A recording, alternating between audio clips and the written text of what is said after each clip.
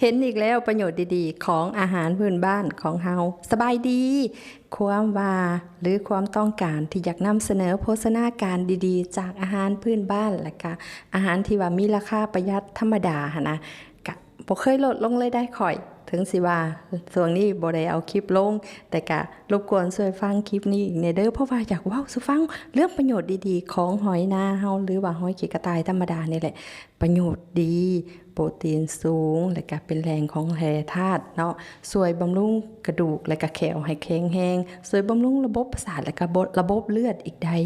กินหอยขีกระต่ายที่ว่า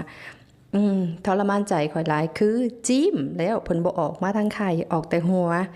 การเฮ็ดแจ่วส้มแล้วก็อบหอยขี้กระต่ายนะอุ้ยหลายคนน่ะเฮ็ดกินเก่งก็ข่อยอยู่แล้วแต่สิ่งที่ข่อยอยากเว้าก็คือประโยชน์ดีๆกับจุดพิเศษที่ว่าการกินของข่อยคือนอกจากว่าอบหอยให้สุกแล้วเฮ็ดแจ่วส้มมะนาวที่ปลูกเองเนาะ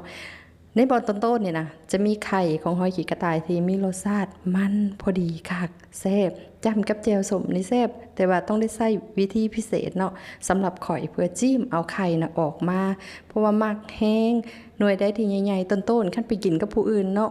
ต้องแบบเฮ็ดบ่ได้ขึ้นในใจตัวเองมากนะก็เลยว่า